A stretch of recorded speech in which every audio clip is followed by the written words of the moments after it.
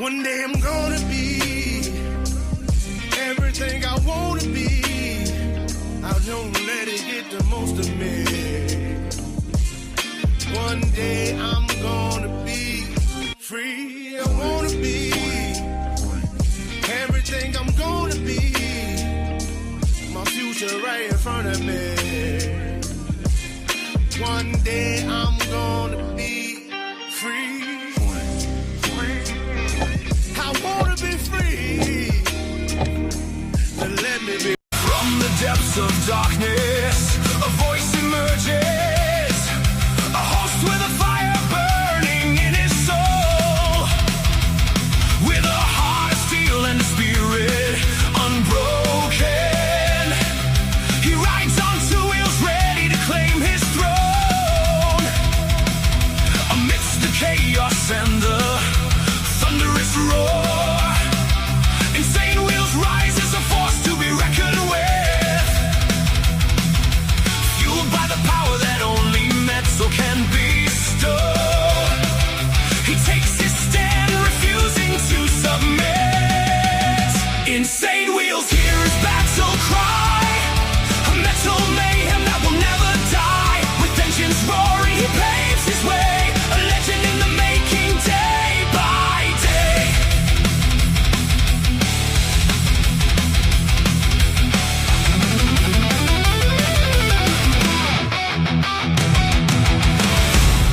Wow. Good morning, ladies and gentlemen. It's a beautiful, thirsty Thursday morning. Great to see everyone in the chat, man.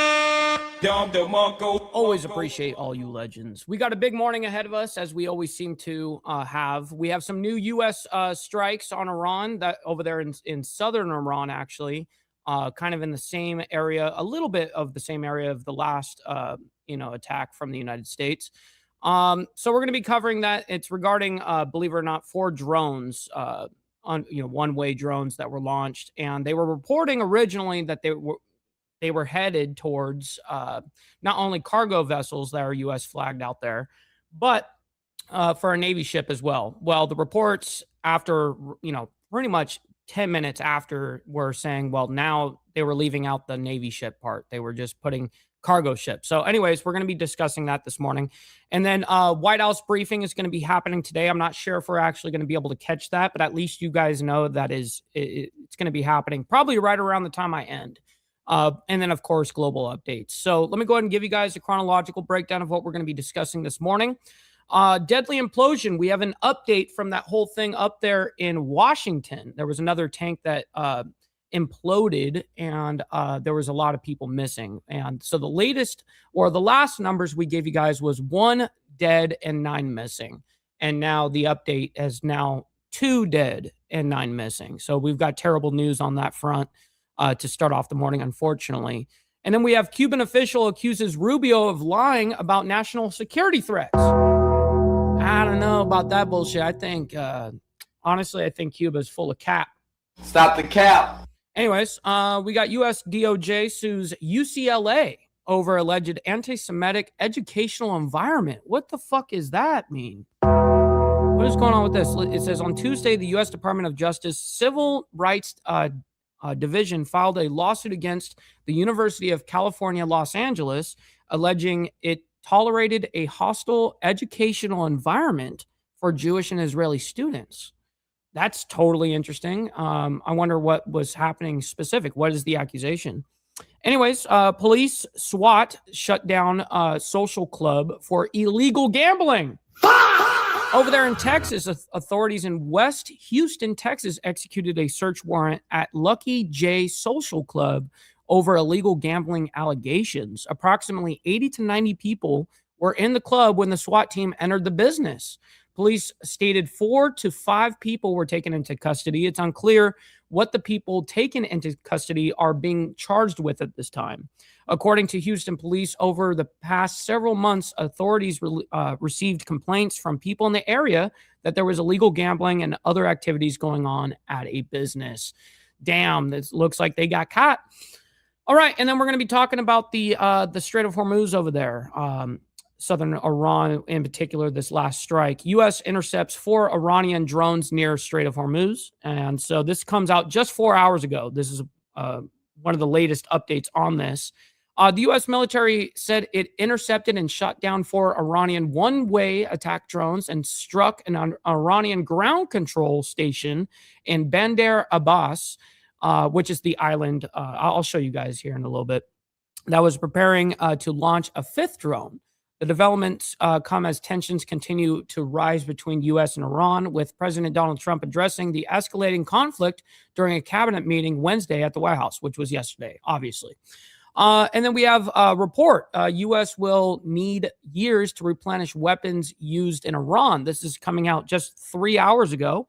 It says U.S. military contractors need at least 3 years to replenish stockpiles of 3 key weapon systems used heavily in the Iran war, according to an analysis released Wednesday, adding to concerns that American forces would have limited firepower in any future conflict with China.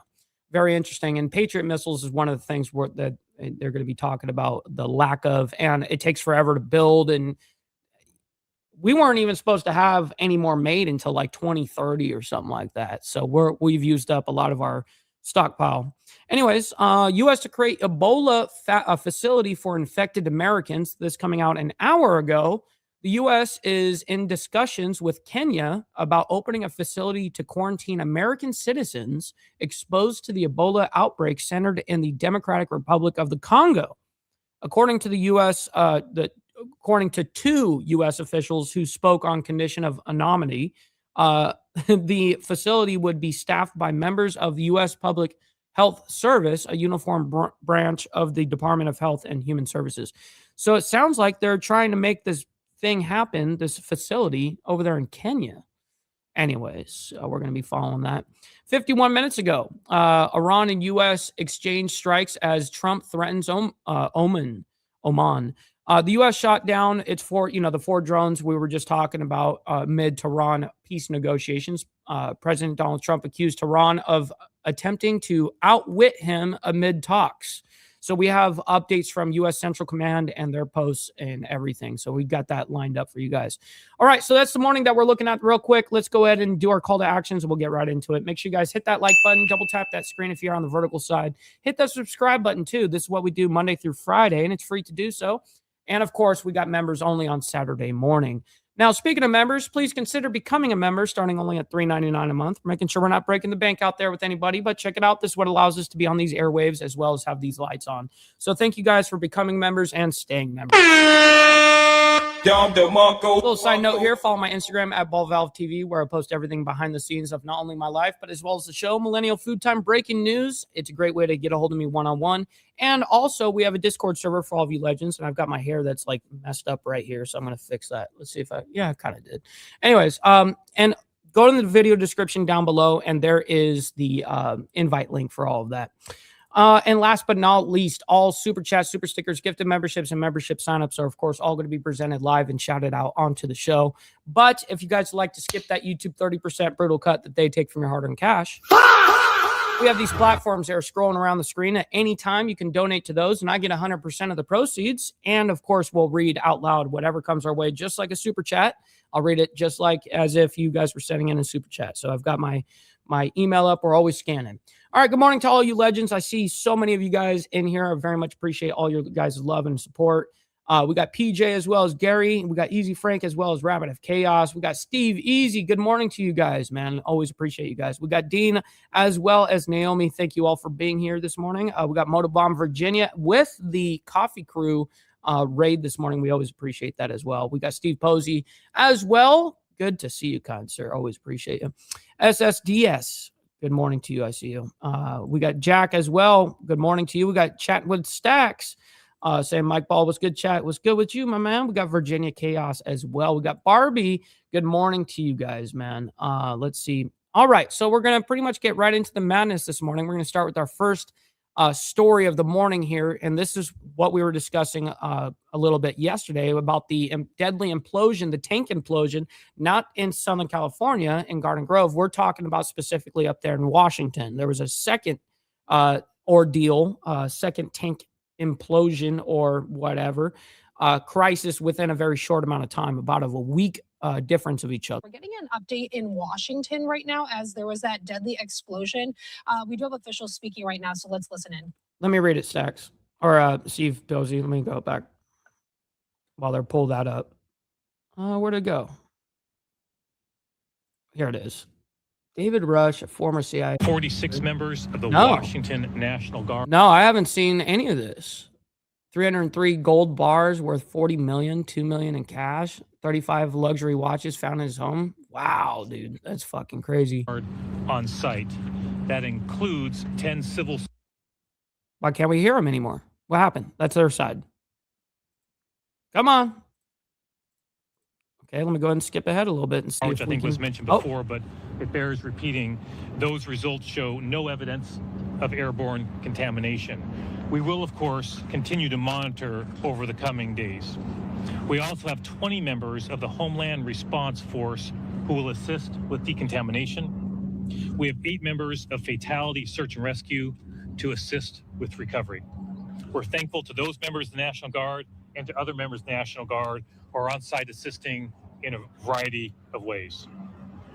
The Department of Health is also on site working with the local health department on a public health assessment, and their mass fatality coordinator is assisting the coroner and area hospitals.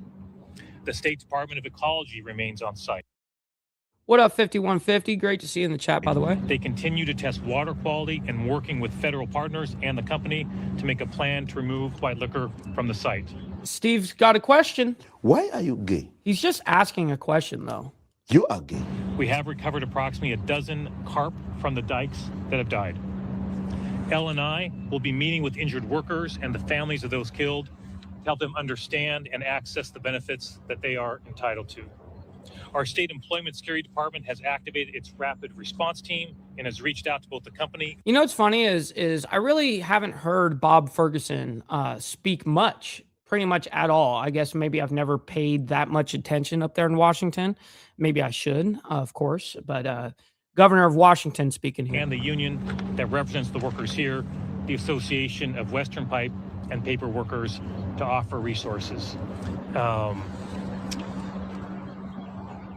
Again, I just want to conclude by saying how much I appreciate the tremendously coordinated efforts that are going on, the bravery of our first responders, and on behalf of the people of the state of Washington, we'll just repeat what I said last night is the state is here and will be here as long as it takes to support the families, support victims, support folks impacted by this. So far, basically, we've gotten no information really out of this. But the update from what is important for you guys is knowing the update of the numbers. And unfortunately, they have not figured out those 9 missing. Instead, the number is going up on the dead side as well. And the missing is not going down. So that's a bad sign. We got 2 dead now and 9 missing. For as long as it takes. We're committed to that, as all of our partners are. With that, I want to turn it over to the Congresswoman. We'll hear what she's got to say real quick, and then we'll move on. Good afternoon. First responders, emergency workers, and nurses saw unthinkable horrors yesterday, and I am encouraged by how people are checking in on each other. We saw last night at the vigil, and we've seen throughout today. We need to pull together to get the answers that we need here. If you're not in a trades family or a mill family, it can be hard to understand how devastating an industrial accident like this is for a mill town like Longview. Folks here have watched mill after mill close across the state. You know, I'm going to be honest, something that I'm observing and something that I've really learned on the campaign trail and all that stuff is this, right? Being outside and not having sunglasses on. As you guys know, I've got blue eyes, and I know this sounds gay as fuck, but it's true. When I go outside, it's really hard for me to like be out in the sun without like glasses. Now, of course, everybody tells you in politics, don't wear glasses. You got to be as connected with people. They need to be able to look you in the eyes and stuff like that. But it's going to be hard for guys like me to go outside like that. I'm going to be like this all the time, speaking to the audience. Can you guys, get it together over here? You know, that's how it's going to be for me. You know, it's going to be rough. Anyways, folks I digress. Here have watched mill after mill close across the state, always wondering if their plant or job is next. And today that fear has reached new heights as people wonder if this accident will be the last straw for a viable mill and the first step towards closures. The mill workers I've talked to want full accountability. They want a comprehensive, unbiased investigation into how this could have happened so the failures can be addressed, so we can have safe jobs. What's up, Brendan Come Smith? home to our families at night and rebuild public trust. This is their lives. This is their land. This is their livelihoods. And the reality is we've watched financial interests have squeezed all the grease out of the system, and it starts a death spiral. Layoffs, some electeds parachute in and layer on more regulation as a backstop, and companies struggle to keep up and invest in lawyers when we should have investment in infrastructure and mill equipment. And sometimes we see workers left holding the bag, enduring more layoffs and forced into overtime. And we can't be blind to these pressures as we look for answers. Well, it sounds like you're doing a whole bunch of doing the blame game instead of like just going down to like what the actual problem is, which is par for the course for any type of governmental official. They've got to make, it's kind of never let a tragedy go to waste kind of thing. That's what happens a lot with these situations. Anyways, we're done with that, Congresswoman. I'm over it. We're going to move on into Cuba. We have a Cuban official accuses Rubio of lying about national security threats. Stop the cap. Well, meanwhile, while we got Cuba making, accusations and shit, Marco Rubio's over there smacking on a big ass sandwich. Man, motherfuckers talk all the shit they want. But you see me, I'm sitting up here snacking on this big ass sandwich, not getting a fuck. Kiss my dick, motherfucker. That's true. That's true. Shit. All right, let's go ahead and bring this up, and we'll figure out what's happening. Welcome back in Alive Now. I'm Austin Westfall. A live look at the White House. The time in the nation's capital just past 6:30. The Trump administration is showing no signs of easing up on its pressure campaign against Cuba. But for now, even with an economy on the verge of collapse, the government in Havana isn't backing down either. In an exclusive interview with Fox, Cuba's foreign minister accused the U.S. of threatening the communist country militarily and called Secretary of State Marco Rubio a liar. Fox's Amy Gallo joining us live from Miami. And Amy, you spoke with Cuban Americans in Little Havana. What did they have to say about this? Austin, everyone I spoke to today told me they were not shocked by this reaction given by the Cuban regime. And they took those accusations made by the foreign minister of dishonesty and turned them right back around on him. Bruno Rodriguez and all of them are liars. They cannot claim that Marco Rubio is a liar because what he is saying about life in Cuba is the truth. They're the liars who... So this is the governmental official from Cuba that we're going to listen to? Really? This is the accuser? Shit. Since 1959. Cuba's foreign minister Bruno Rodriguez sat down exclusively with Fox's Jillian Turner and pushed back when asked about Secretary Rubio's recent comments on the Cuban regime posing a national security threat to the U.S. He repeatedly called Rubio, the son of Cuban immigrants, a liar, claiming he knows, quote, nothing about Cuba.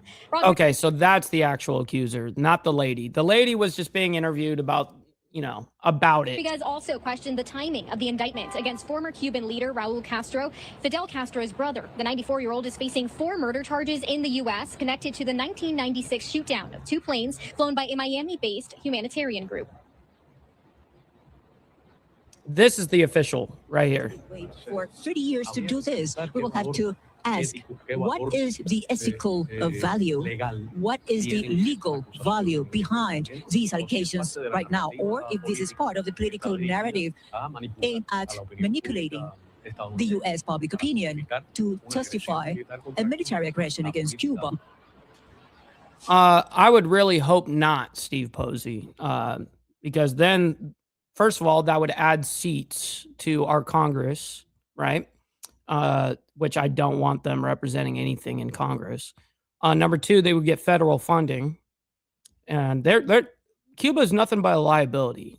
We need assets if we're going to be taking on 51st states or something like that. You know what I mean? Like places like, for instance, like Greenland. There's actually resources and strategic reasons to, occupy that kind of area.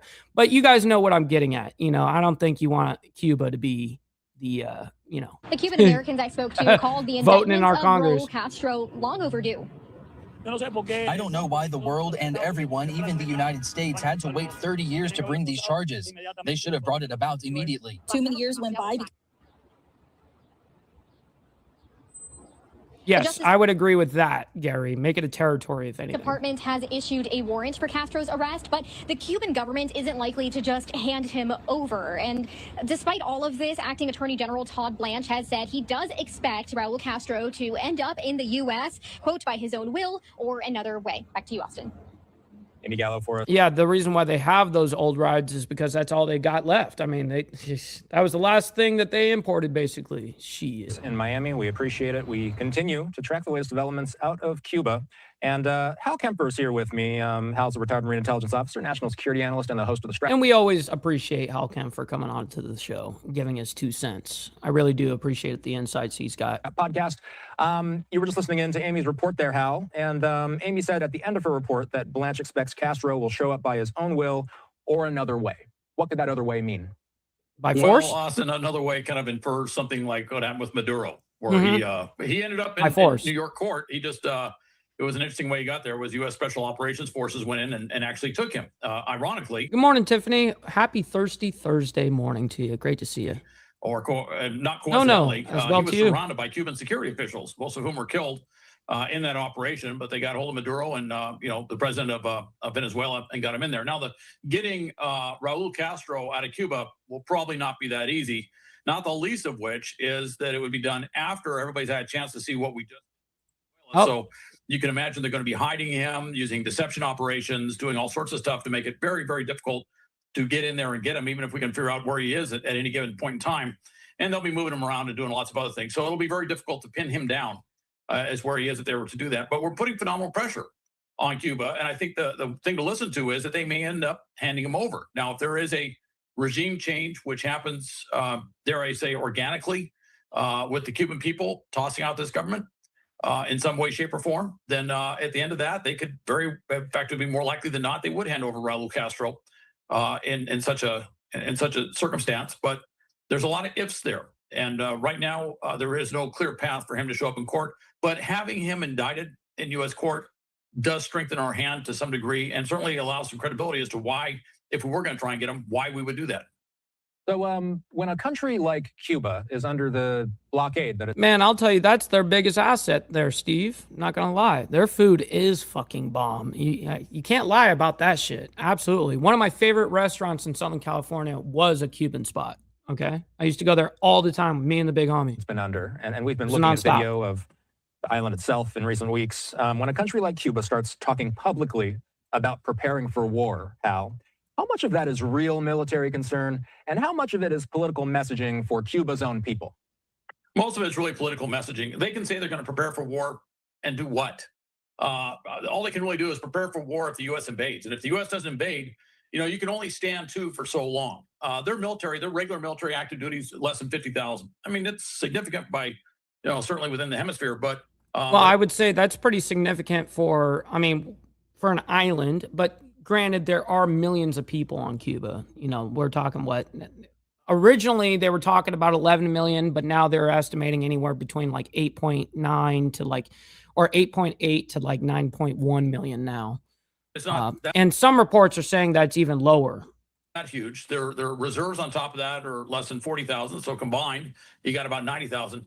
What they really have a lot of is they got about 1 million in this sort of militia thing, this territorial militia, the youth labor army, as they call it. And a lot of that's for natural disaster. That soundbite, that's Don DeMarco. That's a famous DJ guy, actually. He's a big DJ dude back in the day. Work, civil military type stuff, but it does have a role in defending the country should that happen. That's a lot of people mobilized, but they don't have the money, they don't have the resources to mobilize them for yes, sir. Sick bastard. Good morning. an appreciable amount of time. So even if they say we're going to prepare for war and mobilize everybody to stand to, that sounds very much like what Venezuela did. And they were all standing to on the beaches or whatever. And our forces went in there and completely bypassed them and got Maduro and brought him out and did something that I don't think were really prepared for. So it's just mostly posturing. It really doesn't mean a lot. They have some, I think they estimate 300 drones that could hit the U.S. But if they hit the U.S. with drones, the response by the U.S. would be absolutely devastating to Cuba. And you can and that's what I was getting at when we reported on this whole thing about the possibility of them getting drones over there and them having I forget what the exact number was, guys. It was something like 300 or 500 drones or whatever. And yes, it is a, quote unquote, somewhat of a threat, I guess. But here's the thing. What he's going to allude to right here is, dude, they're on an island right there. Okay, we can do anything. That's right there in not only our hemisphere, the world, but like right there. We could do anything we wanted to them. And unfortunately, of course, Cuba wouldn't want that smoke. I can promise you. They know the deal. That's why they've been, look at the struggle that they're in now. It's a lot of it because of the trade embargo that the United States put on them. Imagine what would happen with airstrikes and everything else. So I was looking up how far away Cuba is from the U.S. mainland. Cuba's only about 90 miles from Florida. What are the most realistic U.S. homeland security concerns? Let's say this situation does keep escalating. If there was a real homeland security concern, what would it be? Well, first, as I just mentioned, drones. Second, would probably be looking at cyber attacks, something they would do along those lines, maybe going out there and trying to rip up some underwater cables, fiber optic cables or something. Right, because there are those fiber optic cables that run along the sea, actually. And I actually believe I remember seeing it kind of in the beginning of this big war with Iran, with the major escalation, is that I heard, now I don't know if it's actually true, but I did hear that Iran went down to and basically were snipping certain parts of the cable, of the fiber optic cable for internet.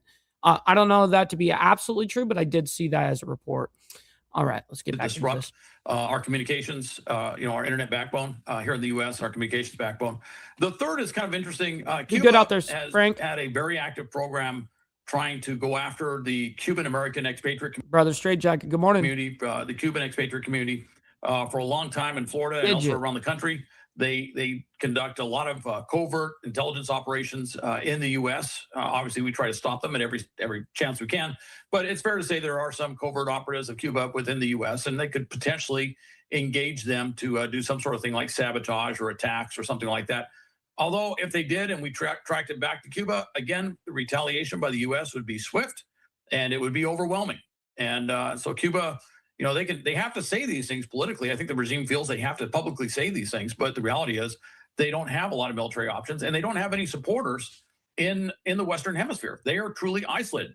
China's doing a little bit to help them, some solar panels. But they're far, far away. And I just saw they brought in some rice. But that's about it. And Russia can't do a darn. We got Hardwire as well. Good morning. Thing to help them, despite the fact they're supposed to be their big allies that are going to back their play. Why not Russia? Why can't they do anything?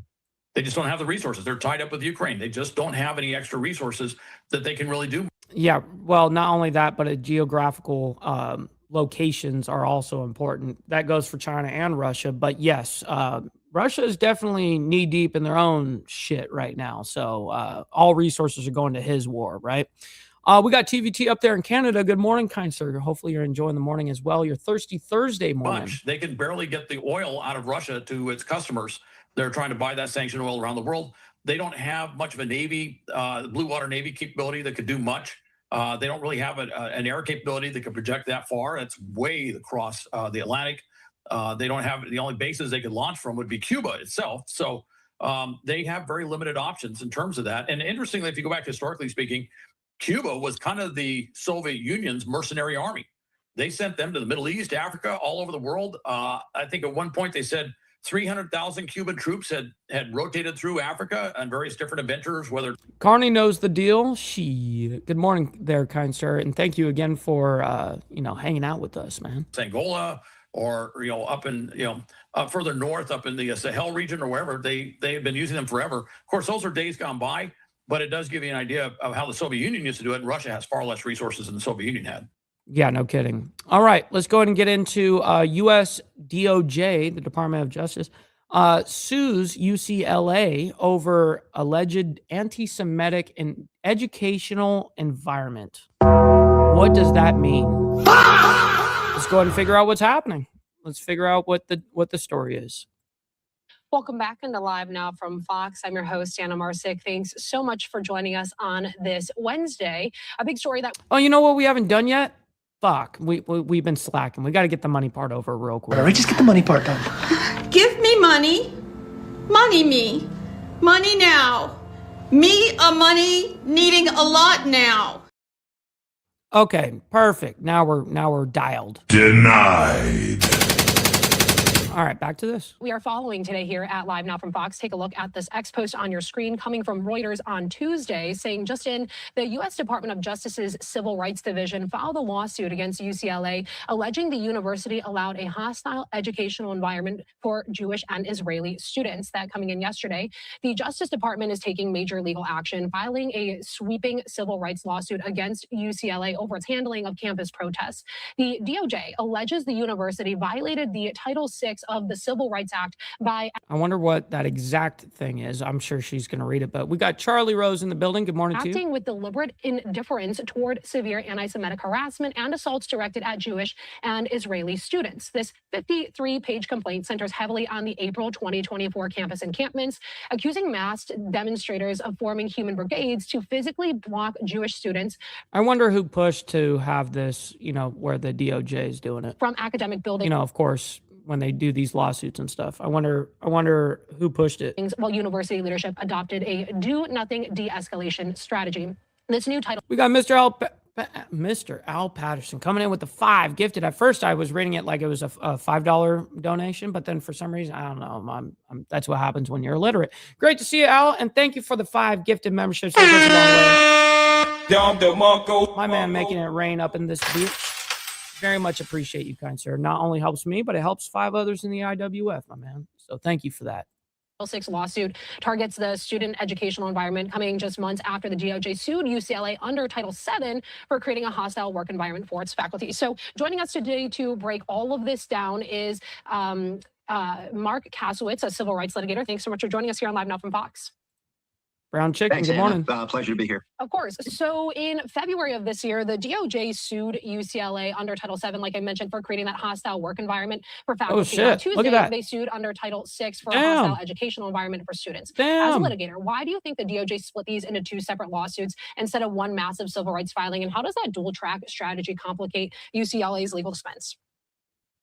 Well, look, Title VI is a section of the Civil Rights Act of 1964, which relates specifically to the way that students are treated on campus, whether or not by all students or just specific students? By national origin or by race or religion. So it sounds like all students are discriminated against at the university. And so it's a statute that is specifically designed to deal with precisely this situation. Apart from any of the other provisions of the Civil Rights Act. We had, I and my law firm brought Title VI actions after October 7th and after these encampments at various universities against Harvard, NYU, Columbia, Barnard, and the University of Pennsylvania for pretty much the same kind of deliberate indifference by the universities to the rampant anti-Semitism and anti-Semitic harassment that was occurring on their campuses. So the Justice Department, Harmeet Dillon and her team are doing exactly the right thing by bringing a Title VI action.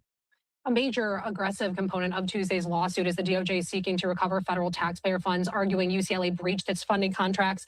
What the hell? Did you guys just see that guy fall down? Hold on, I gotta watch that guy fall down again. That was crazy. What's going on here? Let's focus on that for a sec. A major aggressive component of Tuesday's lawsuit is the DOJ seeking to recover federal tax. This guy right here, with the stick or whatever, and the gray cloth with the red.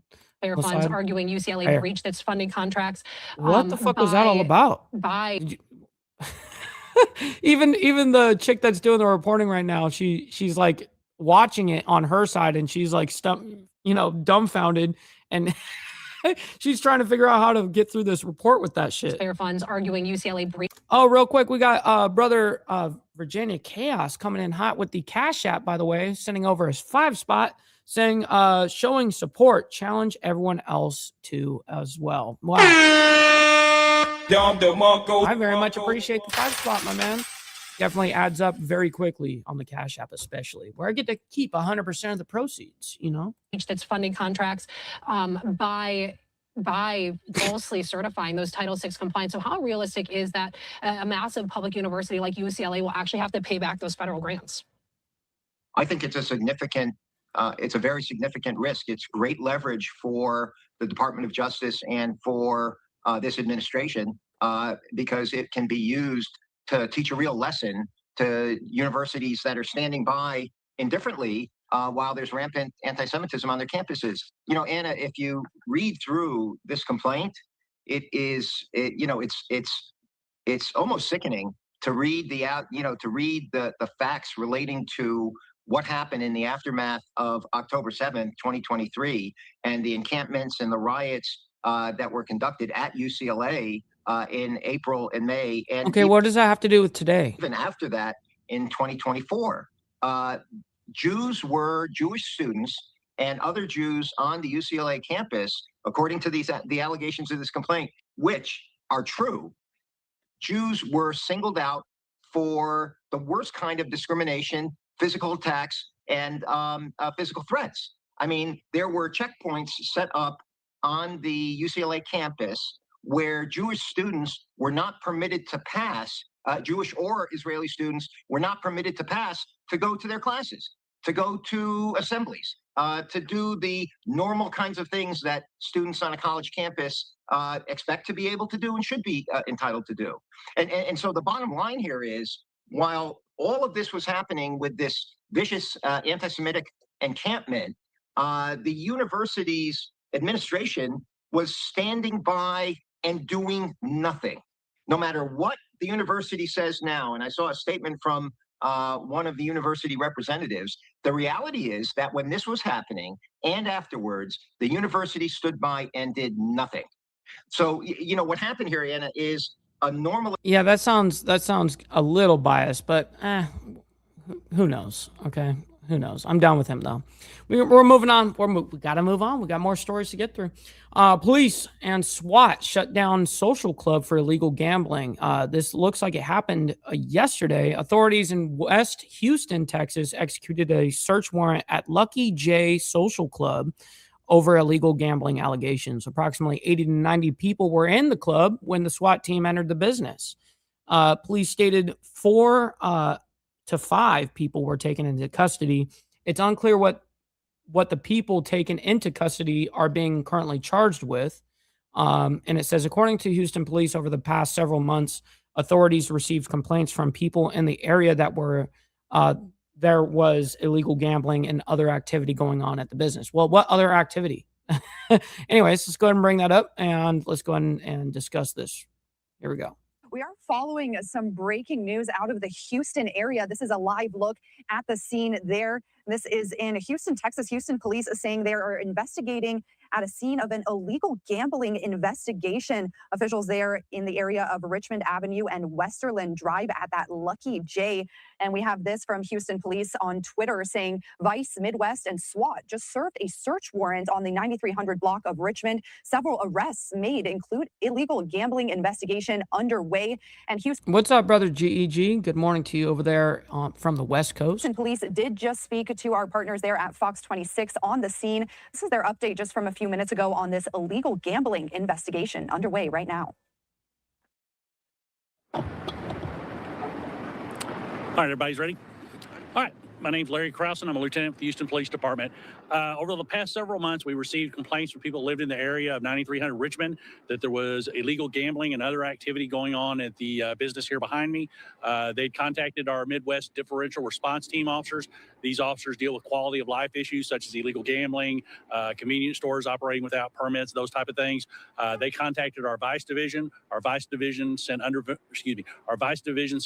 investigators into this club over several times and determined that there was illegal gambling going on in this club. They went to a judge, got a search and arrest warrant for this location. Due to the nature of the club, they usually lock the doors. They have armed security. We had our SWAT team serve the warrant. Our SWAT team went in and served the... Yes, by the way, real quick, I haven't hounded you guys on this today. Make sure you guys get the likes up. Just like Naomi says, make sure you hit that like button, double tap that screen if you're on the vertical side. Listen, you guys don't have to like all the craziness that's happening around the world or here in the United States, but you guys can like it for me and what we do here on Insane Wheels. So thank you for that. All right, here we go. warrant tonight. There were approximately 80 to 90 Thank you people for in the that. club when we served the search warrant. The search warrant was served successfully with no incident or no injury to anyone. We took 4 to 5 people in custody. Right now, our vice officers are inside conducting a follow-up investigation to seize any gambling paraphernalia or any money connected to gambling. So right now, a successful operation by our differential response team officers and our vice division. What kind of machines, instruments? It's a very, very quick update, by the way. It's not like he's going to be out here talking for long. It wasn't machines. It was gaming tables, card games, that kind of stuff. Okay, so there were table games, like not something that you have a machine doing, right? Okay. I don't know. The vice officers are working through that right now. I believe it was employees of the business that were actually conducting the gambling business. Not to my knowledge. I don't know that for sure, though. Tell us anything about this business. Is it a nightclub? It appears to be a social club that has gambling in there. There's a lot of gambling tables in there. They do serve food. It looks like on the back there's a banquet hall there. It looks like maybe they rent that out separately. Yeah, you definitely should post it in the Discord, too. From the gaming portion. The gambling section is separate. It's not obvious when someone walks in. No, when you walk in here, it's immediately a gambling section. The banquet hall is kind of around the corner in the back. I believe there's another entrance off the side street back there. All right. That's basically all we're going to get out of this for right now. All right. Now we're going to, this just coming out early this morning. So let's go ahead and get into it. Let me double check that. Yeah. So it's early this morning that this came out. And then we have the latest update on Iran and U.S. exchange strikes as Trump threatens Oman. And that just coming out just minutes ago, right before we started the live stream, essentially. So, all right, let's go ahead and get into this first early morning report, and then we'll move on. Here we go. We're continuing to track the latest with the ongoing developments over into the Middle East. Do you want to bring this And up? we're not even going to play this whole thing. We just want to get a good idea of early morning activities, and then we'll move on into, the updates. Here from the Associated Press that we got early on this morning.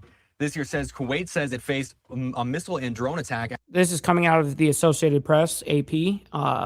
So Kuwait says it faced a missile and drone attack as the shaky ceasefire in Iran war was again challenged. As the shaky ceasefire in the Iran war was again challenged, no one immediately claimed responsibility. What's up, Tootie? Good morning to you, by the way. Hopefully you're enjoying your thirsty Thursday morning. I definitely know that we are. For the attack, which came after the U.S. said it carried out strikes targeting Iran during the ceasefire. And just right before the break, we were listening into President Trump and his cabinet meet on issues dealing with Iran. And what we want to do next is bring in our expert here, Dr. Asaf Ramarowski, with the Scholars for Peace in the Middle East, frequently on this program. Dr. Asaf, thank you so much for coming on as always. Why do we hear beach in the background? That's what I heard. But Bowen over here, the reporter from Live Now, he's like, oh shit, let me turn that off. Through a little bit here, what your thoughts were on this cabinet meeting, as we just heard just moments ago here, that President Trump says that he is dealing with more reasonable people there in Iran. What are your thoughts about that? Good morning, and thank you as always. I would be more cautiously optimistic as far as, talking with more reasonable people. To my mind, as you and I have discussed in the past, I think we're dealing with the same group of individuals. I mean, the Islamist regime is still intact. The clerics are still there. Mushtaba, who is a supreme leader, again, who has been sending out messages via couriers and other kind of mediums. Has been calling for, again, reiterating the anti-Americanism, anti-Westernism messages. Despite when the deal was, the proposal that was put forth was his kind of reaction as far as pushing America out. So I really don't see an ideological change as far as the objectives. I think that there are. There are tactical and there are strategic needs that the regime is looking for or trying to employ. The IRGC it has its own necessities and whatnot. But that's my concern. So long. And good morning to you as well, Dragon Classy. Hopefully you're enjoying the morning. As the is the regime and the Islam and the IRGC and the clerics are still intact, then a lot of this is not going to change it. And as we've seen, they've been willing to sacrifice their own people at the expense. Okay, we already know all that, Dr. Asaf. I do really appreciate your insights. Honestly, I do. I actually really like him as an analysis. But let's see if we get any governmental posts here other than the AP showing that Kuwait says it faced a missile and drone attack as the shaky ceasefire in Iran war was again challenged. That's the important part of what we're looking at this morning, early this morning. So hold on, let me keep on seeing if there's anything. No, there is not. So we're going to move on. And our latest update, I'm going to hold off on that because that just came out theoretically, under an hour ago. We still have these other two reports that we need to get into real quick. And this first report that we're about to get into is U.S. will need years to replenish weapons used in Iran. Now, I'm going to say specifically in our Patriot missiles, stuff like that is not something you can just build in a conveyor belt like that. First of all, it's very, very expensive to make. Second of all, it takes a long time to make them. And because it's expensive and it takes a long time, these things are planned out way ahead of time. Well, what I mean by that is we weren't supposed to get another shipment of Patriot missiles made, or, we wouldn't be making them until something like 2030. And it's like, well, shit, we just used half of our stock, and we used a huge amount of those Patriot missiles as well when Iran was shooting at Israel during that 12-day war between them. And so a huge amount of our stockpile has been used. Anyways, that is something that people are going to be discussing, of course, within these different reports and stuff. So here we go. Taking us out to a social media post courtesy of the Center for Strategic and International Studies. It says this: depleted U.S. missile inventories have, quote, created a window of vulnerability for a potential Western Pacific conflict. The time needed to rebuild those inventories has thus become a major concern. This specifically is talking about a report that was released earlier this week saying that U.S. military contractors are going to need years to replenish stockpiles of 3 key weapon systems that have been used heavily in the Iran war. It's according to a report from the CIS. It also adds to the concerns that the American forces would have limited firepower in any future conflict with China. Joining us next to talk about the findings of this report is Mark Kansian. He's a senior advisor with the Defense and Security Department at the Center for Strategic and International Studies. He's also a co-author of this specific study. Mark, good morning, and thanks for joining us today. Thanks for having me on the program. Of course. Let's just start with an overview for our... So this is the author of the man that... I think that's what she just said. Let me hear that again. International Studies. He's also a co-author of this specific study. Okay, so he's a co-author of this particular study. Interesting. Mark, good morning, and thanks for joining us today. Thanks for having me on the program. Of course. Let's just start with an overview for our viewers if they haven't been able to see or read the report just yet. When we say weapon systems, talk to us about specifically what is being mentioned and how they are used during times of war. Right. We looked at 7 key munitions. They're all missiles that are used heavily in the war against Iran, but would also be used heavily in a conflict in the Western Pacific against China. These are several of them are ground attack munitions, and some of them are air and missile defense munitions. And on ground attack, people have probably heard about Tomahawk, and on missile defense, people have probably heard about Patriot. Those are 2 of the 7 that we looked at. So as you mentioned, they're just 2 of 7 that you looked at. So we're talking about a quite vast and a big array of weapon systems that are used by the U.S. military during these wars. And the study specifically highlighted that it would take years to replenish the ones that have already been used. How many years exactly? And does it differ depending on which weapon system we're looking at? It does. Some of them will be replaced relatively quickly within about a year, but some of them will take 4 or 5 years. And that's to get to where we were before the war began. That was a level that many commentators and war planners believed was too low itself. There's been a recognition that a conflict in the Western Pacific, and in fact, any major conflict will use munitions at a very high rate. So the U.S. has been trying to build up those inventories to hedge against a conflict in the Western Pacific. And we'll talk a little bit more about that potential conflict in the Western Pacific. First, though, a live look at the White House in Washington, D.C., because the analysis also factored in the request from the Trump administration of $1.5 trillion for the defense budget for 2027. Mark, what kind of impact would that amount of money have on U.S. defense? Well, for these 7 munitions, it would have a significant impact. This is a problem the United States has recognized for a number of years. The Biden administration started putting money. Steve, I've always thought of shit like that. Like, why would you, even if you did know all this shit, why would you even say it? You know, I've always said that too, you know, but hey, that's media for you. Against missiles and munitions. The Trump administration accelerated that. The reconciliation bill, the one big beautiful bill, had a lot of money for munitions, something close to $50 billion when you count it all up. And then the FY27 budget, which they've sent to the Hill, which is this $1.5 trillion budget, has large amounts for munitions. The problem is that these take a long time to be produced and to arrive in the field. So in the short term, there's this what we call window of vulnerability until these accelerated production funding and schedules can be produced. You're talking about this window of vulnerability. And again, the report does say that right now the U.S. is appropriately equipped to deal with whatever situation is happening with Iran. The focus, though, turns now to China. What are the specific concerns with China at the moment, especially because we just saw President Trump visit China to meet with Chinese President Xi Jinping? We did. And we all hope that there will be no conflict, and we're not predicting that there would be a conflict. We've done a large number of war games about what a conflict might entail, but we all have to recognize that conflict is possible given the Chinese military buildup and its very aggressive national. Well, that's what they're actually worried about is if there's Chinese aggression, are we going to be able to handle that with just, I mean, like you just heard from Mark say, you know, some of these munitions are going to take only about a year, quote unquote. And then some of these munitions are going to take 4 to 5 years to get to the point where we were back before this war was started by Israel, by the way. Anyways, let's go ahead and move on. And we got something interesting here. U.S. to create a Ebola facility for infected Americans. Now, what I thought was interesting about this is meant for infected Americans, but it says the U.S. is in discussions with Kenya about opening a facility to quarantine American citizens exposed to the Ebola outbreak centered in the Democratic Republic of the Congo. So what they're going to specifically do is set up something over there in Kenya for people that are supposed to be coming back here to the United States. Obviously, they're American citizens.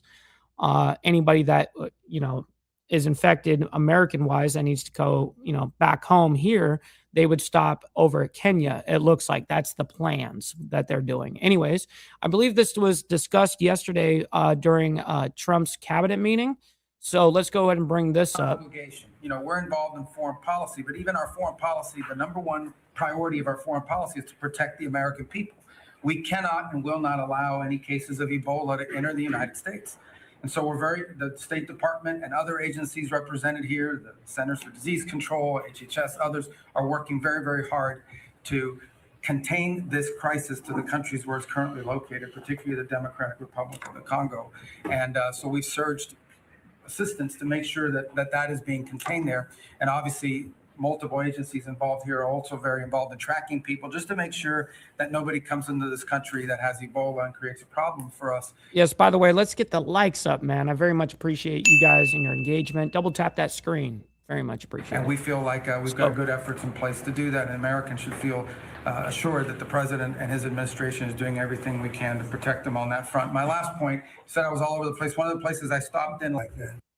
And those were just some of the opening comments from Secretary Rubio that I wanted to play out for here.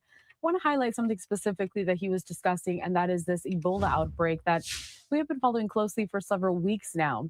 The Department of State posting this to social media, Secretary Rubio on Ebola, saying we've got good efforts in place and Americans should feel assured that the president and his administration are doing everything we can do to protect them. It comes as we have seen Uganda just yesterday ordering the closure of its border with the Congo, where suspected cases of a rare type of Ebola are surging at this time. And also as cases have been confirmed at home after Ugandan health workers were exposed to the disease from Congolese patients. Back here in the U.S., President Trump's administration watching this outbreak closely. The Associated Press saying that Trump's administration is planning to send Americans who are exposed to Ebola while abroad to a new facility in Kenya instead of flying them to the United States. That's according to an official with the administration. Putting up here just some of the footage that we have, as we have seen a lot of these images come into the newsroom, showcase. Now, I wonder what the actual numbers are on the Ebola the Ebola numbers specific that's going on with Uganda and Congo right now, because those numbers were jumping up in the hundreds of numbers per day there for a second. I mean, it went from like, yeah, we've got about, 90 people that are infected. Then it went to the next day, like 150. Then the next day went to like 300 or something like that, 350, 380, whatever. And then those are people dying from it. And then not only the people that they're monitoring and dealing with. Seeing It's a lot just, of these oh my patients God. as they are being treated there, and hopefully Ebola is contained, but it continues to spread and we are seeing more cases.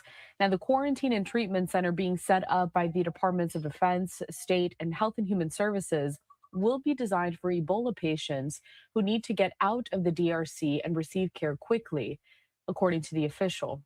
Now, the person said the plan would help patients avoid an hours long. So, I'm not sure how it's actually like how it's caught. Well, here's the thing. What I do know is that it's not an airborne thing. Okay. Ebola is not an airborne thing.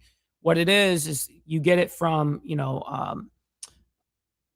bodily fluids, puke, your blood, saliva, all of that. That's a good way to transfer that to somebody, as well as sex. So, anyways. Medical evacuation to the U.S. It was unclear where in Kenya the new facility will be built or whether the Kenyan government has signed off on the plan. The official said the facility will be able to care for the full spectrum of Ebola, a rare but severe disease that is often fatal in people. But the official said people may be transported elsewhere for more advanced care as appropriate. Kenya's health minister confirmed that officials were there talking with the U.S. about preparedness and response mechanisms for Ebola, but did not address whether the country would establish a treatment facility for Americans. Speaking of, I want to bring us out to a social media post courtesy of Reuters, who is also following this story closely. Says this, that Nairobi residents raised concerns over a U.S. plan to open an Ebola quarantine facility in Kenya exclusively for American citizens, saying it should also serve Kenyans. U.S. officials confirmed Kenya had not yet approved that plan. But the news is coming out, and we're waiting to see when that facility would be established. Now, for decades, medical experts have suggested moving patients suffering from Ebola and similar illnesses as little as possible in case their condition worsens. That's according to a public health college dean that the Associated Press spoke to. But that dean also added that the quality of care must be equivalent to what someone would receive in American facilities, speaking specifically on the proposed facility in Kenya. Oh, man. So that's what is happening currently regarding the Ebola outbreak. We've been following that there for probably about 2 weeks now. Anyways, let's go ahead and get into this next story here. Iran and U.S. exchange strikes as Trump threatens Oman. This coming out just minutes before we started the live stream, by the way. So this is our latest news regarding this. And we have an update from U.S. Central Command as well on here. So let's go ahead and hear it. President Trump said that no country would be allowed to control the Strait of Hormuz, warning that U.S. forces are prepared to respond if any side attempts to dominate the critical international waterway. Of course, all of this coming here after details about the strikes emerged after President Trump, at a cabinet meeting earlier yesterday, expressed confidence that his administration was making headway on settling the war. The president is looking for a settlement that will reopen the Strait of Hormuz and provide him with a credible argument that Iran's nuclear capability has been diminished enough to declare victory. A lot to discuss here, so we want to bring in Director of the Foundation for Defense of Democracies, Jonathan Schanzer, joining us here on Live Now from Fox. Thank you so much for taking the time, Jonathan. As always, we appreciate you being here with us this morning. My pleasure. I want to start with that cabinet meeting we saw just yesterday with President Trump. It was supposed to be held at Camp David, was then moved to the White House. What did we really gain from? Man, that's crazy how toxic those bodily fluids become once you do have Ebola. Then that's crazy. I didn't know that could even be, from surfaces where bodily fluids were. Wow. From that, was there anything that we saw happen significantly during that cabinet meeting? Well, I have to say, I kind of like the atmospherics of it, for a couple of reasons. Number one, it's showing that the president's thinking seriously about his next moves and he's engaging with his top advisors. I think that's important. I think a lot of people were maybe working under the assumption that, he was tackling some of this stuff unilaterally. I think it's good to see the Mind Hive come together. I think that when the president talks about the strategy that the Iranians have, and he calls them out on it, and he actually tells them flat out that he's not concerned about the midterms as a restraint on his war-making capabilities if he has to use those, I think that's important. I think letting them know that they are in for a long haul as it relates to the economic campaign that we're waging against the enemy, I think that's also important. So, I mean, I think overall there was some good messaging that came out of that cabinet meeting yesterday. Obviously, we don't know all the things that were discussed. One can only hope that there are some covert things and maybe even some military surprises that the president can bring to bear if we continue to see the kind of escalation that we saw last night in the skies over Kuwait. And I wanted to, of course, ask you about this news we learned from late last night, putting up this post once again from U.S. Central Command. What do we know so far about these reported Iranian drone movements near the Strait of Hormuz? And why did President Trump decide to authorize these self-defense strikes at this moment? Well, if they're self-defense, then I think we can understand exactly why we conducted them. In other words, if there was a direct threat to us or perhaps to one of our allies, it certainly looks like there was probably a threat to the base that we maintain in Kuwait. But in general, it's still a very unsafe atmosphere. I think what we're watching right now is an effort by the United States to maintain a pretty close eye on everything that's going on from the skies above. Right. So in other words, the intelligence that we're picking up through satellites and maybe signals intelligence, we're pulling together a picture in real time and countering threats in real time. What that's actually doing is it's helping to keep a lid on escalation. If these attacks actually got through, well, then you'd start to see a lot more bombing when you begin to preempt the enemy and defang them in ways that make all of their moves futile, which is what I think it looks like right now. I think this is really dominance on our part. I do think that there is a question of what are we doing to further defang the regime? Is it just waiting them out economically? Are there other military strikes that we're considering? These are things that I don't know how to answer just yet. But I do like the idea that, we're preempting them right now. We're preventing them from causing damage. We're messaging to them about how their strategy is going to fail. And he's also, the president's messaging that he's not going to be deterred. I think all of this is positive. Again, though, a lot of this really does depend on Donald Trump's patience, Donald Trump's ability to carry out a plan once he's got one locked in. And I don't know, maybe there was one that was arrived at last night. Well, and again, a key part of this is President Trump looking for a settlement that will reopen the Strait of Hormuz. Jonathan, just for our viewers that are continuing to follow this here with us, really, what are those key points that is making that so difficult to reach? Well, I mean, it's basically we have just two fun nuclear program. That's basically that. And then if Iran, it's pretty simple for them to enforce the Strait of Hormuz to be shut down because you don't even have to. It's these ship owners, the insurance brokers, all the insurance that covers all the cargo. All they have to do is make the threat that they're going to actually harm these vessels for them to shut it down. That's how this works. They're going to be like, the ship owners are like, you are not risking it. You're not going to go through this shit. So it's easier for them to enforce them shutting it down than to reopen it peacefully. Being that there could be mines that are laying at the bottom of the sea, right? Well, not sea, but you know what I mean, the strait. So it's easier for them to do that. And now that they have it shut down and they do have and basically leverage on that standpoint on the global economy, excuse me, by the way. So it's interesting that we have the military that can absolutely demolish Iran, but this is now a economic warfare on the global front. So it's rough for damn sure. Fundamentally different negotiating positions here from the two primary parties. The United States wants the Islamic Republic to stop engaging in malign activity. Malign activity in this case means building out its nuclear program, building out its ballistic missiles, supporting terrorist proxies around the region, and cracking down on the 90 million Iranian people who deserve freedom. When we start to ask for those things, those are fundamentally at odds with what the Islamic Republic wants. They want to continue to build those nukes. They want to be a regional power that threatens the rest of the region.